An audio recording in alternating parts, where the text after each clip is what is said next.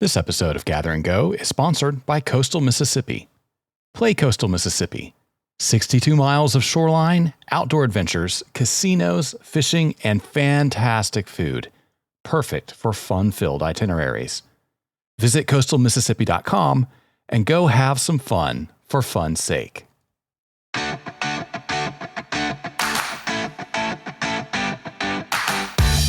Well, hey there, everybody. Welcome to Gather and Go, the podcast that helps you plan, promote, and lead better trips. I'm Brian Jewell. I am your host, and I am especially happy that you, yes, you right there, decided to join us today. And as always, our promise to you is we are going to make that investment of your time worth your while.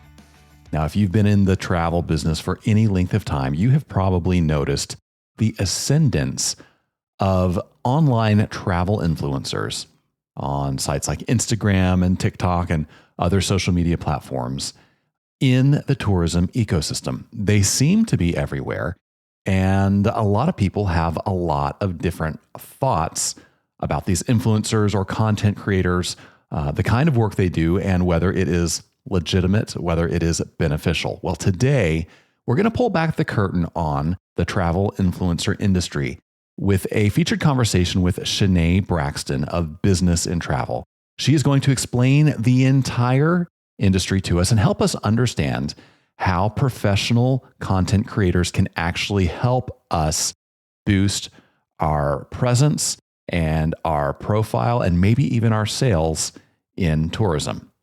If you are interested in marketing or social media, you are going to want to hear this conversation. First, though, let's start with some travel news you may have missed. Revenue and profitability are slipping for theme parks across the U.S. Some of America's most popular theme parks are reporting slowdowns in visitation, visitor spending, and overall profitability compared with last year. Comcast, which owns Universal Parks, reported a 10.6% decrease in revenue for the second quarter of this year, and Six Flags reported a 2% decrease in attendance and a 5% decrease in park spending in the same time period. Disney, which operates the country's most popular theme parks, has seen similar issues. While its signature Magic Kingdom park experienced a slight uptick in visitation and revenue in the most recent quarter, its operating profit fell by 3%, and overall visitation has not yet recovered to pre-pandemic levels. Some industry analysts are pointing to the slowdown as evidence that rising prices have begun outpacing demand, and that consumers are foregoing park visits because of the high cost. Single-day adult tickets to Disney World are set to reach $189 next year, a 91% increase over the price in 2014. The company has also added fees to formerly free amenities, such as its Fast Pass service and airport shuttles. Well, now it's time for our road tip segment. This is the part of every show where we reach deep into our bag of travel knowledge from decades on the road and bring you tips we think will help you make your next trip less stressful and more successful.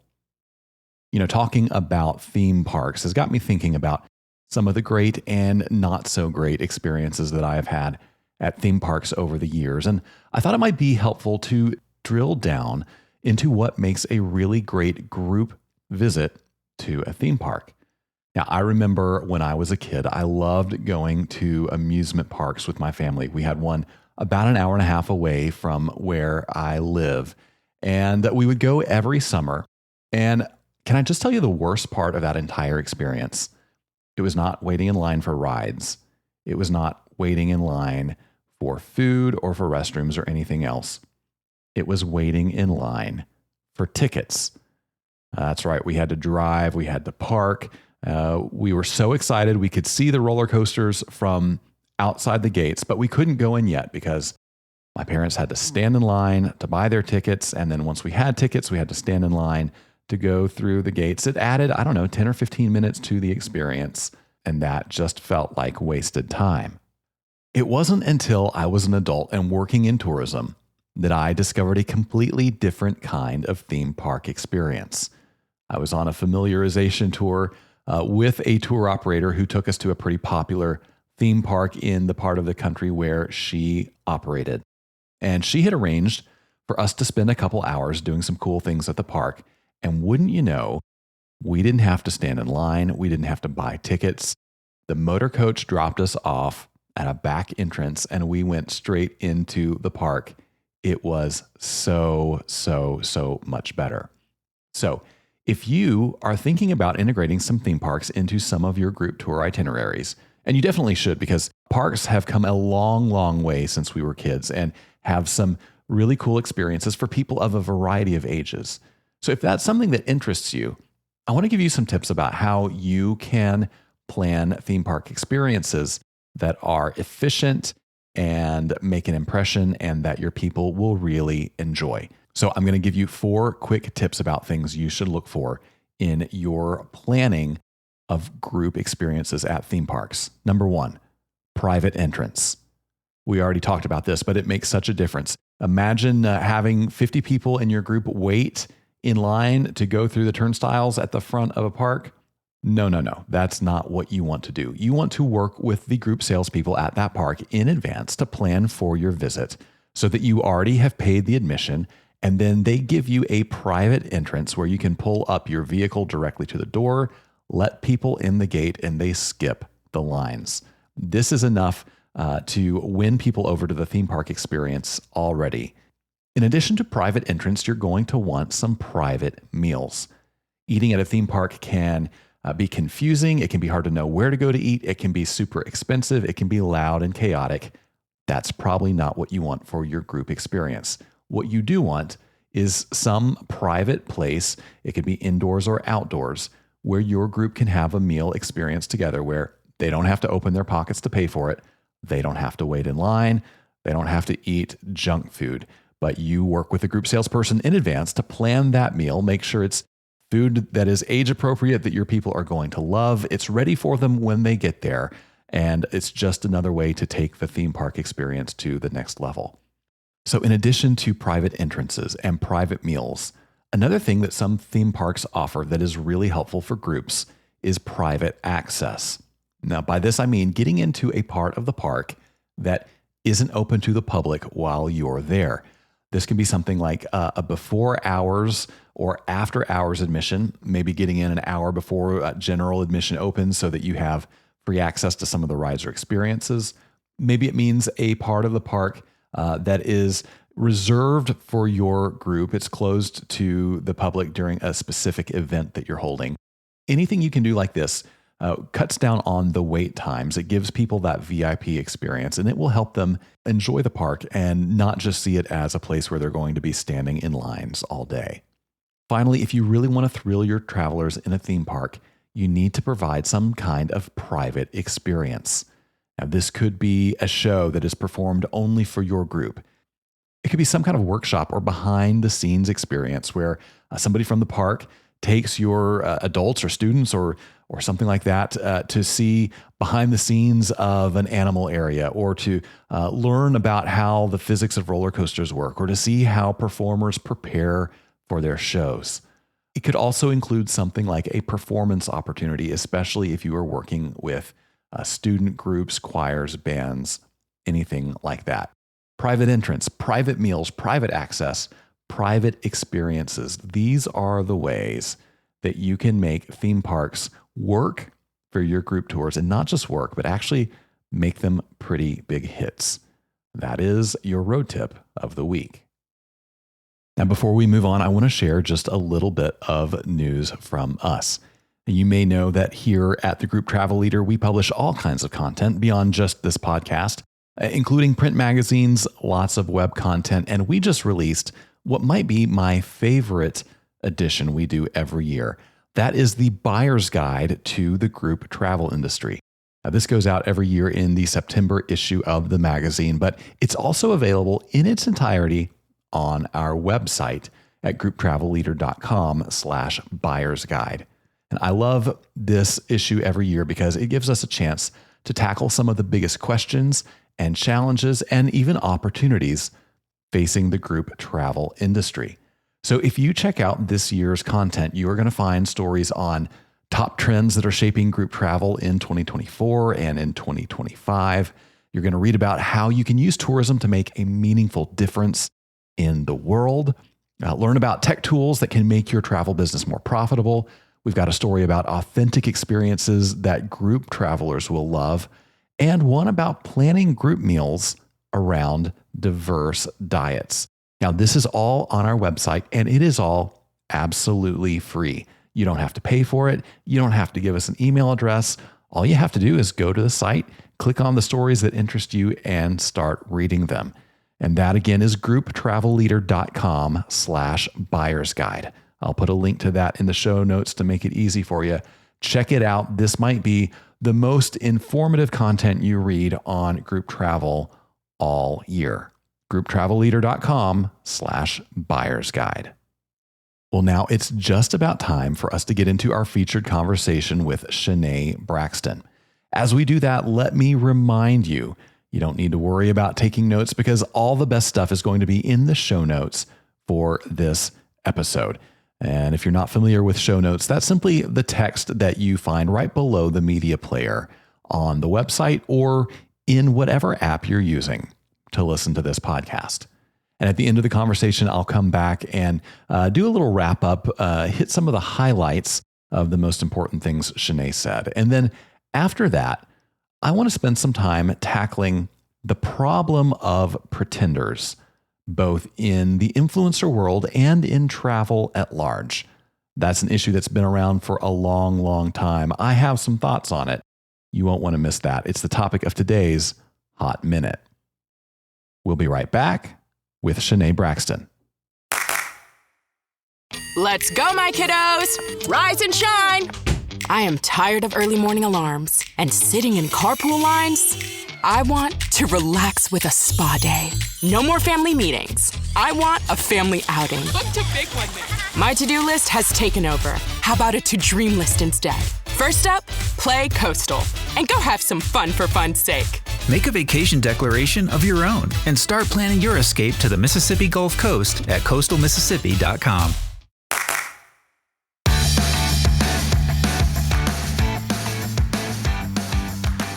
All right, everybody. My guest today is a content marketing expert who has spent more than a decade working with travel organizations around the world.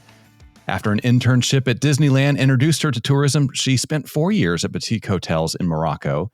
And now she's the founder of Business and Travel, a marketing agency that helps small and mid-sized businesses grow their global visibility through influencer marketing. And she frequently documents her own travels on YouTube. Shanay Braxton, welcome to the podcast. Hello, world.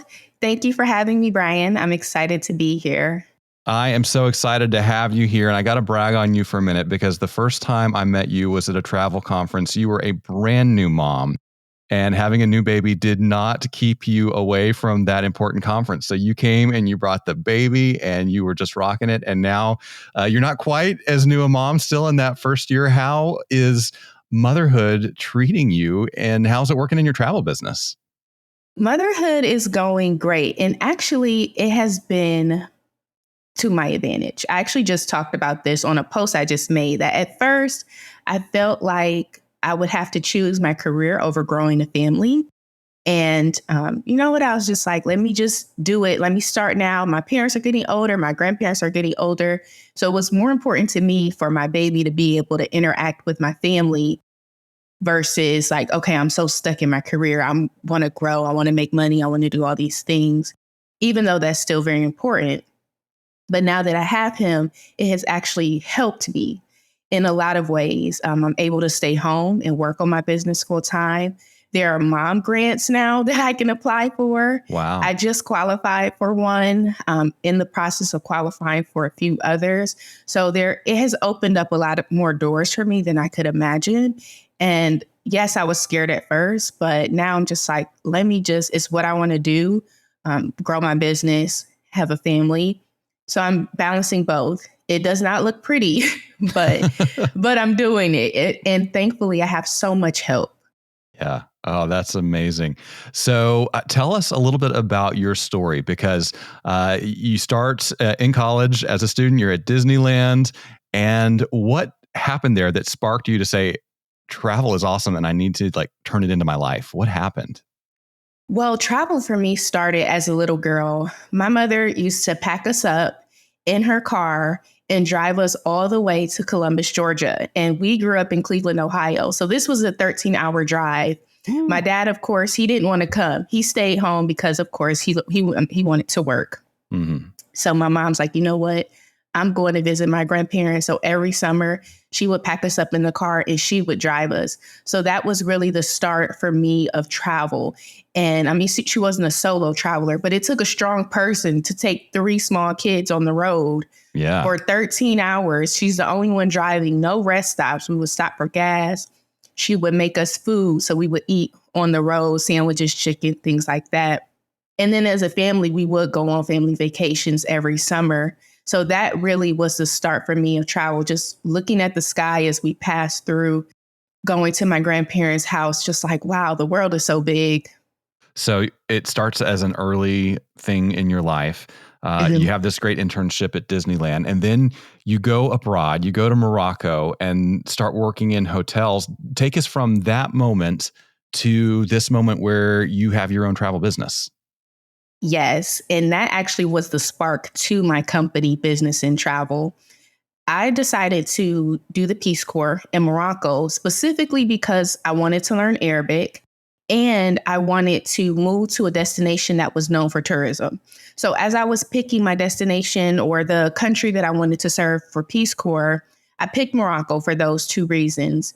And when I got there, I was adamant about learning the language so that I can connect with the locals, because I figured, one, Arabic is a very transferable skill that I can use outside of the Peace Corps. And also it was like, okay, let me figure out how tourism works here. So after the Peace Corps, I started working for some boutique hotels just based on my experience back home. And I was in the garden. So I worked at a place called Shanay Braxton, which is known as the large garden in Arabic.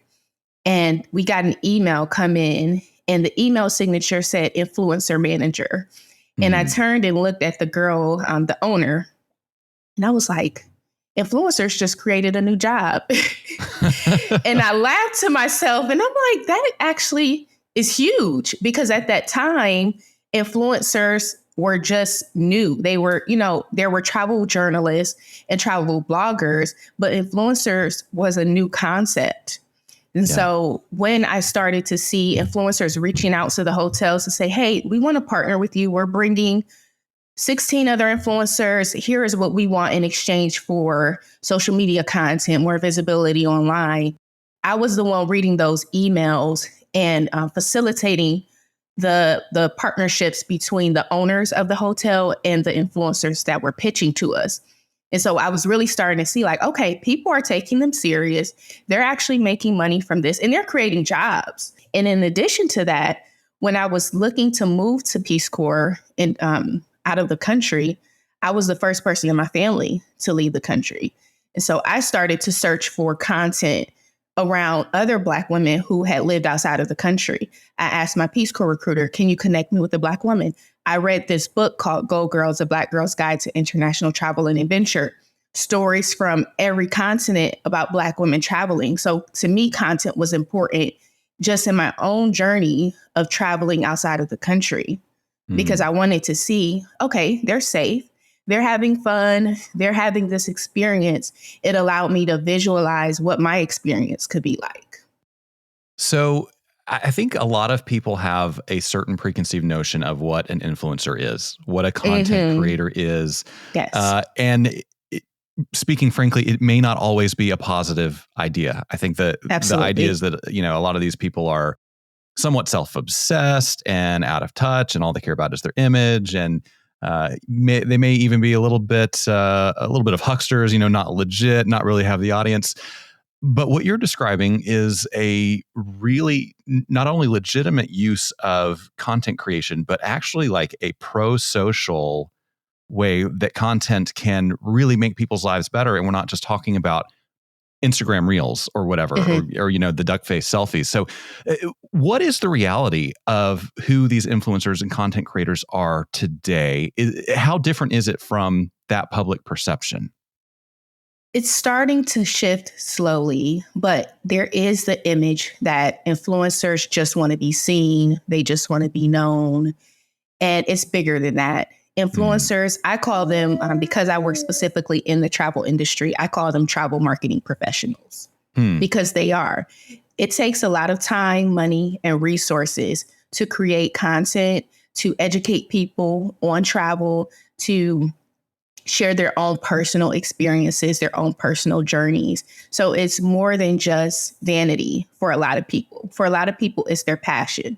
It's their legacy. It's their opportunity to tap into creativity in ways that they didn't know they could. And the misconception is around pay, because a lot of people don't understand what the return is for influencer marketing and how influencer marketing can benefit them. So on both ends, companies are lacking with influencer marketing because they may not necessarily have the budget to afford an influencer. And then on the other hand, we have influencers that are eager to gain experience, to develop partnerships, to build relationships so that they can continue to grow in their profession, but they're not getting paid. So there's a big gap in between the value that they bring to mid and small size businesses. And that's a lot of why Business and Travel focuses on mid and small size businesses, because you have companies like the Marriott who have a budget, they can experiment. But a restaurant owner, a tour operator, they may not have a budget to be able to experiment with an influencer to say whether or not it worked, or to experiment with 10 influencers to say whether or not it worked. But from the side of being an influencer myself, growing my YouTube channel, putting in time, effort, and my own money to get started, it takes a lot. And I have so much respect for content creators, influencers that are taking the professional route to really pursue it full time, because it does take a lot of work. And I think people undervalue it because they don't know what it looks like on the back end. They see pretty pictures, they see pretty videos, they see pretty men, pretty women, visually. But it takes creativity, it takes planning, it takes organization, it takes logistical knowledge, it takes courage. It takes a lot to really be a creator and put yourself out there, even in spite of what negative comments you might get online, or, putting your business out there. Yeah. So let's talk through the nuts and bolts of what it looks like when a business works with an influencer. What is the business trying to accomplish, and how does an influencer help them accomplish that goal?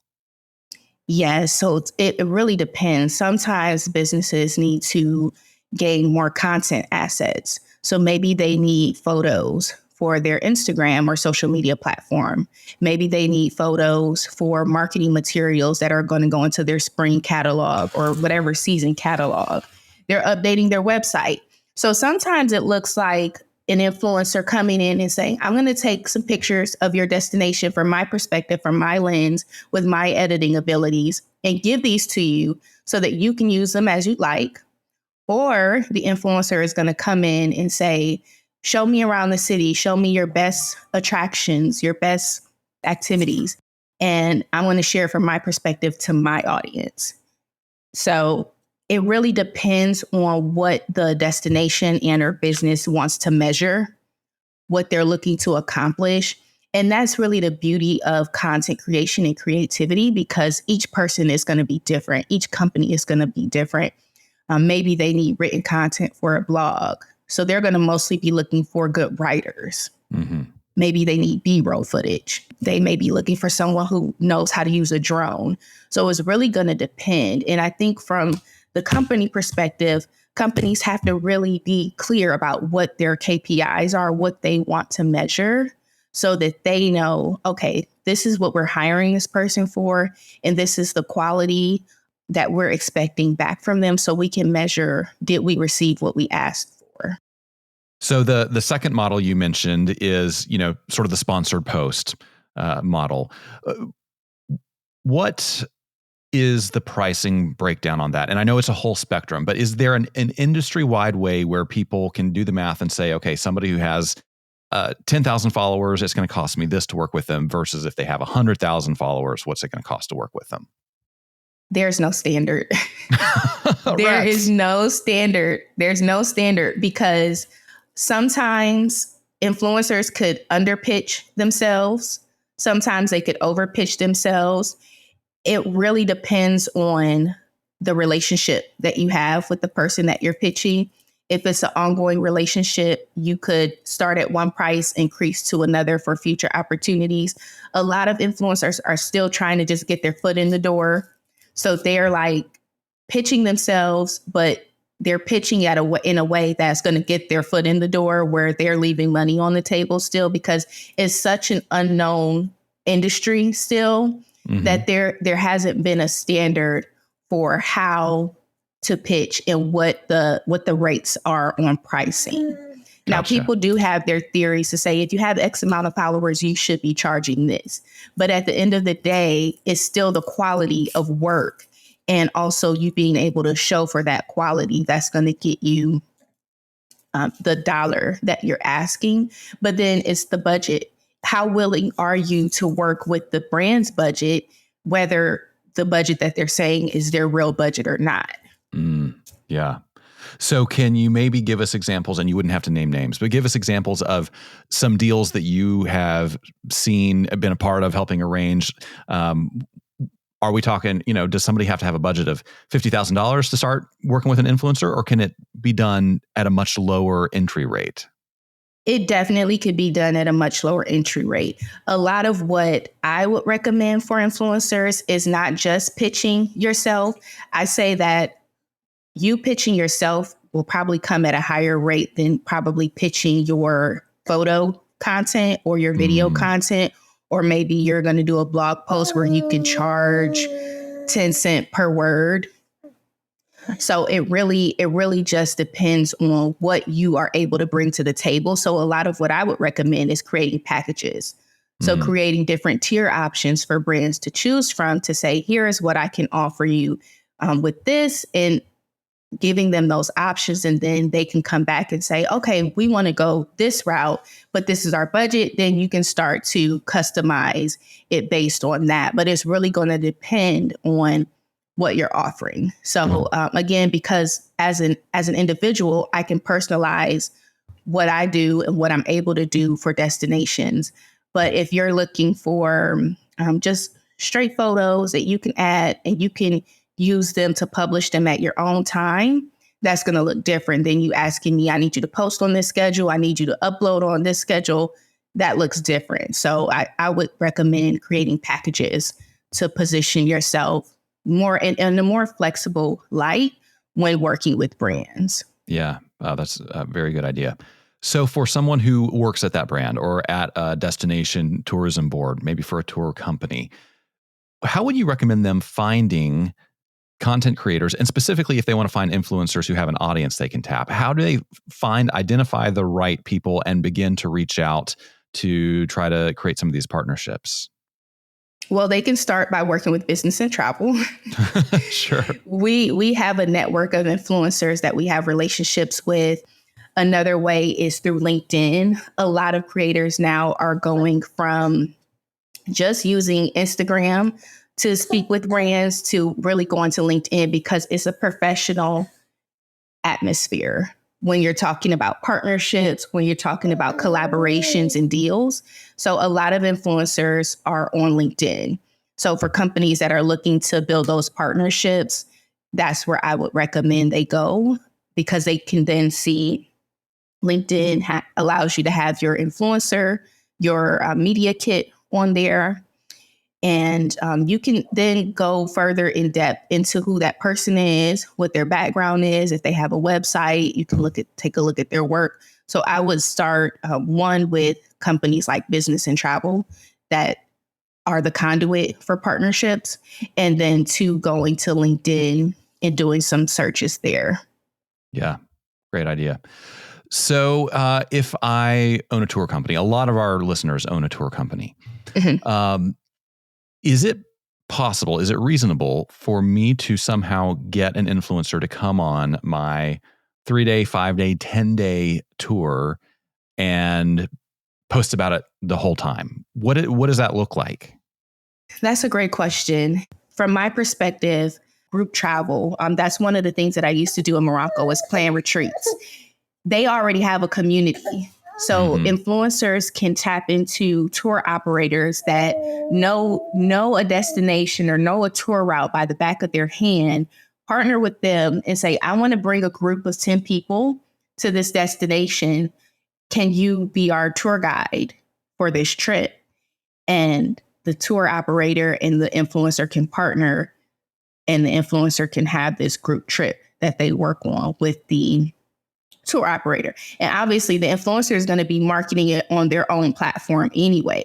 They're going to be sharing and talking about the tour operator that they're working with. It won't necessarily be direct publicity for the tour operator, but people will be interested in where they're going, who's taking them there, and how, what the rating is on the experience from the tour operator. So I think that from the influencer side and the tour operator side, it would be helpful to form those relationships where they could partner and have some type of group retreat, group trip, where the tour operator can facilitate it at no cost to the influencer, but the influencer would be bringing their community on this trip.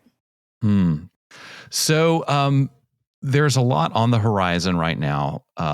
President Biden just signed legislation that could potentially force TikTok to be sold, which has, got lots of people talking. There's certainly controversy around Instagram, some of the social networks. That's nothing new. What do you see on the horizon for content creators, given that so much of social media is outside of their control? Does social continue to play a huge role, or are these people finding their own channels that they can own to reach their audiences? Yes, I think more people are leaning more towards owned media, like their own websites where they can publish their own content, but still using sources like a YouTube, like an Instagram to link it so that it's not taking up a lot of data on their own platforms. But staple platforms or platforms that are going to be around, like a YouTube, like Instagram. Instagram has been around for a while. I think it has become a staple in our social media toolkit. LinkedIn is also growing as well. So I think that even though there is fear around what social media looks like, there are still those staple platforms, Facebook, that are, I believe, going to stay around because they've withstood the test of time. And also companies know that there's value in using them. For example, Facebook, most companies are using them to publish their ads outside of Google. So from a business perspective, how realistic would it be for Facebook to shut down? Right. YouTube, the same, is owned by Google. People realize that YouTube is an evergreen platform. So that's another platform that the likelihood of it going away is very little because there's so much capital being put into these platforms for advertising. Yeah. So speaking of marketing and paid marketing, a lot of our listeners, they have one budget for marketing. So anything they do with influencers, a dollar they spend with an influencer is a dollar they can't spend on a YouTube ad or on a billboard on the side of the highway or a print magazine ad or a podcast ad, which we love for them to do. So make a case. How do you make a case for spending that dollar with an influencer instead of maybe a traditional media channel? Or do these people need to create an entirely different budget category that runs in parallel with their traditional marketing? Absolutely. I think it's all about A/B testing first, because you don't want to be so extreme where you're like, I'm going to stop my Facebook ads and I'm going all in on influencers if you've never done it or you've only done it one time and you didn't really measure it. You really have to measure it and compare it to something. So I would say maybe if the budget allows, reduce the ad spend a little bit, take some of those funds, put it into a category for influencer content marketing, and then track it by KPIs. What are you trying to measure from the influencer perspective? Do you want more customer acquisition? Do you want to tap into different markets? What is it that you actually want to gain from influencer marketing, because from the ad side, you can put in all the things that you want, like who you want it to be put in front of and all of those things, but it's still not a guarantee that you'll be put in front of those people or that those people actually convert to a call to action. Influencers, that can be measured because you'll be able to give them a specific link, possibly, depending on how things work on your back end, but giving them a specific link to be able to track how much are we getting back from this influencer? Are they converting? Are people actually clicking on their links? Are they engaging with their content? And is that causing us to gain more followers? Are we getting more visibility because of that relationship? I think that for companies that don't have a lot of experience working with influencers, to experiment with it, starting here's the thing. It's not a one and done type of situation. Influencer marketing is an ongoing relationship, which is why influencers always work so hard to get their foot in the door. Because once you start working with the company, you can continue to build that relationship and cultivate for future opportunities. So it's going to be important for the brands to have that same mindset, is that I'm working with this influencer on this campaign, but it's going to look better in terms of the results and measurability to say, let's do 3 to 5 campaigns with this influencer to see if this is going to work. Yeah. It's so interesting how that parallels traditional advertising, because our sales staff has that conversation with people all the time. They say, yeah, you can buy one ad in one issue of a magazine if you want to, but you won't learn anything. You won't see any impact unless you build a campaign and start to build that advertising relationship with the audience. Now, you have mentioned measurability and KPIs several times. For people that may not be familiar, KPI is like key performance indicator. It's basically like, what are the main numbers you're looking at to decide whether something is working?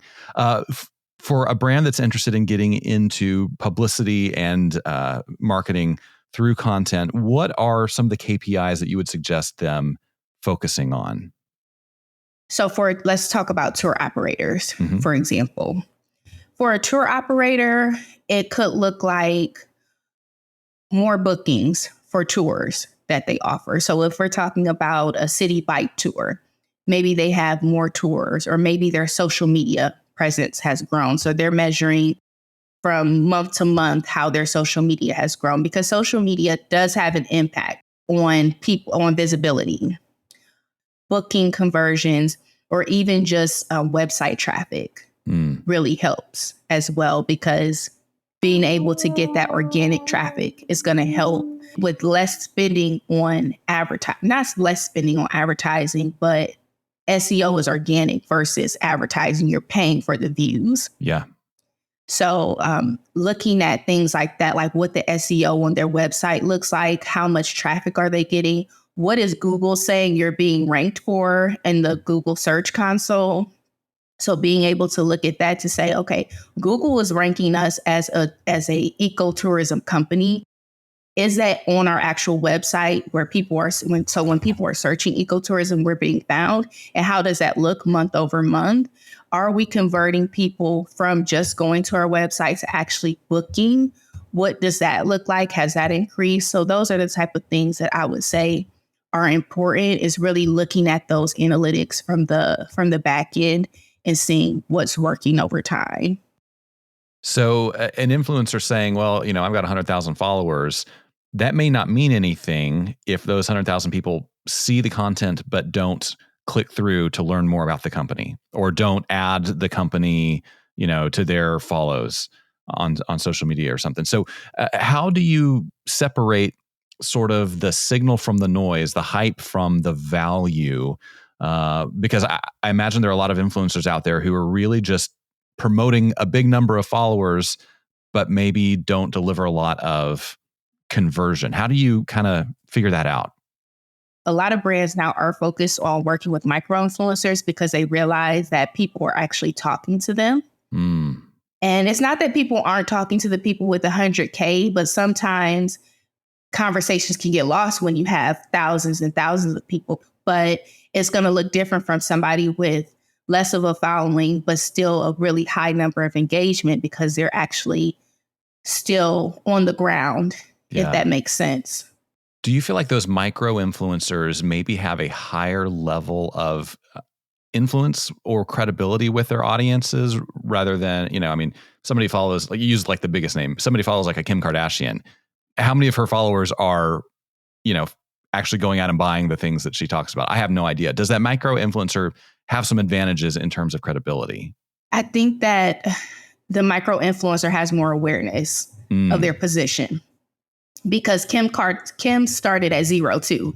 And that's one thing that we have to remember, is that everybody starts at 0. It doesn't matter what platform you're on. We all have to start at 0.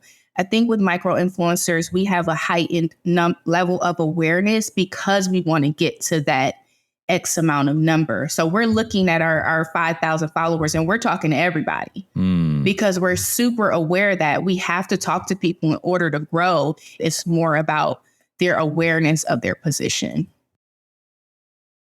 And that almost leads them to create a community, right? They're not just creating a brand, it's a community. And that's why it's so powerful to work with them, because you're reaching a whole community through them.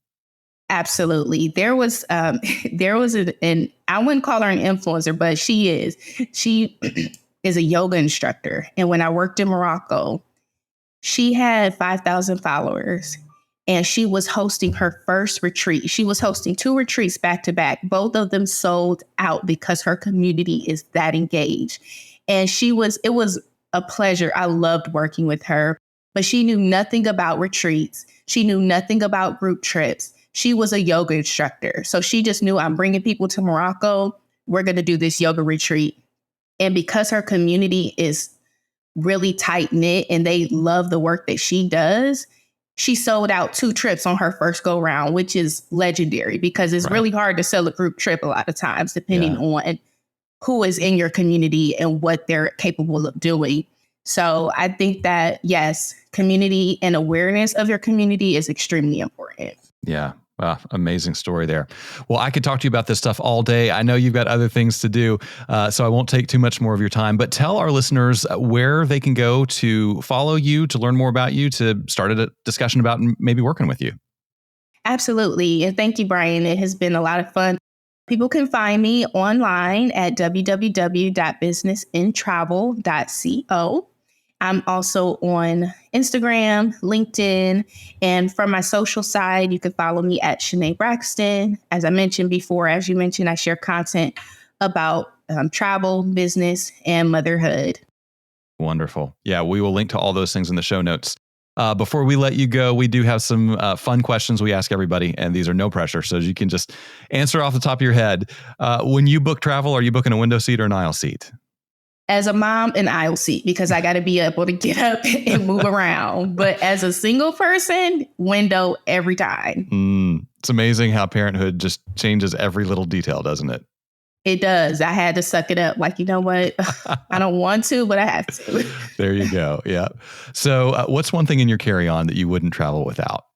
My computer and my camera. That's 2 things. But I live with my computer. Yeah. Makes sense. So if you had a free airline pass and a week with nothing else to do, where would you head next? That's a great question. There are so many places to go, but I do miss Morocco. So I would probably go there. Yeah. That became my second home, and I haven't been back since 2020. So I'm like, I want to go back. You're due for a visit. I am. Yeah. So the last question is, what's something you have seen or done on the road that you wish you could go back and experience with somebody you love? Well, I will say that Bamba, my baby boy, since he's been, 3 weeks, he's been traveling with me constantly. So I would take all the trips that him and I have been on and bring my husband, even though he's working. He's like, nope, I'm working. I would love to take him with us so that we can experience things as a family, because he actually just moved to the U.S. 2 years ago. So Bamba has seen more states in the U.S. than him. And so just being able to see different places, I would love to take my husband, but it's the moment. So I totally understand. Yeah, absolutely. Well, life comes in seasons, and before you know it, you're going to have an elementary school kid and your travel possibilities change entirely. So I think you guys have an exciting lifetime of travel ahead of you. And man, I'm looking forward to following you and keeping up with it. Shanay, thanks so much for joining us today. Thank you so much. All right, everybody, I want to take a minute to tell you about Malta. This archipelago in the Mediterranean is a living museum of the 2,000-year history of Christianity. When the Apostle Paul was shipwrecked there in AD 60, the islanders were impressed by his delivery of the gospel and the miracles he performed, and were baptized as Christians. This heritage places these islands among the most important archaeological centers of the ancient Christian world. Now, you can see some of this history in the unique Christian catacombs, a hallmark of prevailing customs during the early Christian era that make the Maltese religious heritage unique. And many Malta residents are deeply devoted to the Virgin Mary. Luke was shipwrecked in Malta with Paul, and his gospel account is full of details of Mary's life. Historic artifacts and oral traditions demonstrate that the Maltese have remained Marian devotees ever since. Plan your trip to Malta to explore more history. For more information, go to visitmalta.com.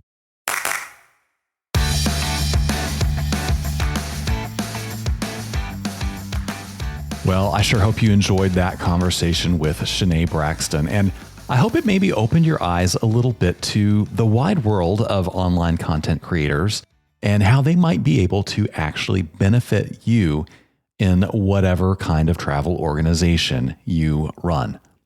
Now, I want to take a minute to hit some of the highlights of things Shanay said to make sure you don't miss them. So when we were talking about perceptions and stereotypes around the legitimacy of influencers, Shanay said, it's starting to shift slowly, but there is the image that influencers just want to be seen. But it's bigger than that. I call them travel marketing professionals because they are. It takes a lot of time, money, and resources to create content and educate people on travel. It's more than just vanity. For a lot of people, it's their passion and their legacy. She went on to say the misconception is around pay. A lot of people don't understand what the return is for the influencer marketing and how it can benefit them. She said people undervalue it because they don't know what it looks like on the back end. You know, I think there are a couple really important ideas here. Number one, I think Shanay's exactly right. Whenever you see any product in media, whether it's a TV show or a movie or a social media post, all you are seeing is the finished product. There is no way to understand the incredible amount of work that went into creating that product unless you walk a mile in those people's shoes. Now, I can attest to the fact that there is a lot of work that goes into creating great travel media, whether you're doing that in the pages of a print magazine or a legacy website or on a social platform. Doing it well takes a lot of work, and nobody who has built a legitimate following has done it by cutting corners or not putting the work in. Now, when we were talking about some of the ways that tour operators and content creators might be able to work together, Shanay said, the tour operator and the influencer can partner, and the influencer can have a group trip they work on with the tour operator. The influencer is going to be marketing it on their own platform anyway. People will be interested in where they're going, who's taking them there, and what the rating on the experience from the tour operator is. She said the tour operator can facilitate it at no cost to the influencer, but the influencer could be bringing their community on this trip. You know, I love this idea because I think this is one of the great frontiers in group tourism right now, is the opportunity to build an audience with influencers. In other words, be the tour provider for an influencer who is looking to take a group trip with their community.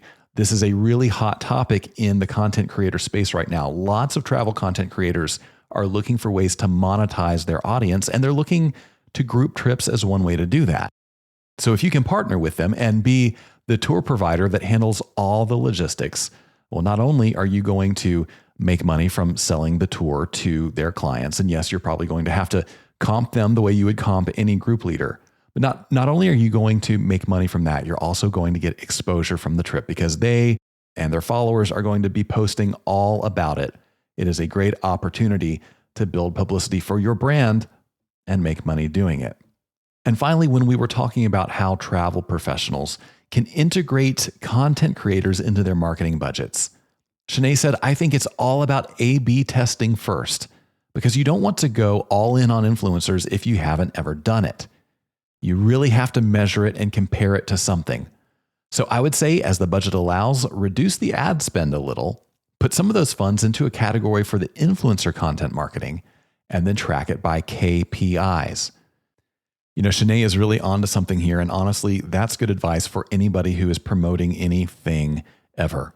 For way too long, people in advertising threw ad dollars around and had no way to track the efficiency and the effectiveness of their ads. Now, that has changed a little bit over the years, especially with the dawn of the internet. But I think way too many people are still just throwing money at Google or Facebook or whatever platform they're using and hoping it works, and not doing the intentional and rigorous work of A/B testing. Which kind of ad produces the best results? Which language gets me the best conversion rates? What image helps people want to click through the most? Which platform is better for me? Is it better to spend money with a social network? Is it better to go the organic route with an influencer? Is it better to go all in on Google AdWords? There's so many questions, and the only way to get good answers is through rigorous A/B testing. If that's not something you know how to do, you need to be working with a marketing expert who can guide you through it. Because if not, any of the money you're spending on digital marketing, whether it's social or paid ads or anything else, you may just be flushing down the drain. Great content there from Shanay Braxton.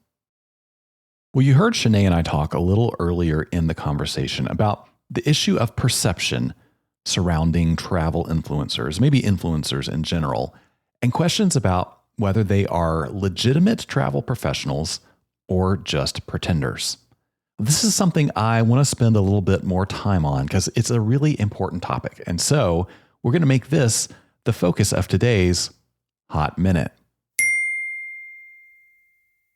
Yeah, that's right. The Hot Minute is the portion of the program where I take 60 seconds to give you my unfiltered views on an issue that impacts tourism every day. And today we are going to tackle the pretender problem in travel.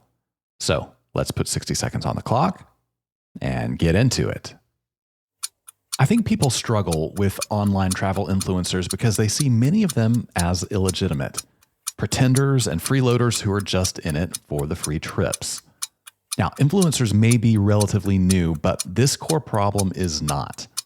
The legitimacy issue has always existed in the travel industry, and it probably always will. Whether it's tour operators, group leaders, travel agents, travel journalists, there's always going to be a percentage of people who are all talk and no business. They're happy to take free trips, but rarely produce the results they've promised. Now, the best thing any of us can do to solve this problem is to make sure we're not perpetuating it. That means being professionals, showing up when you say you're going to be somewhere, following through on your commitments. It means recognizing that the tourism business is about more than your personal travel experiences.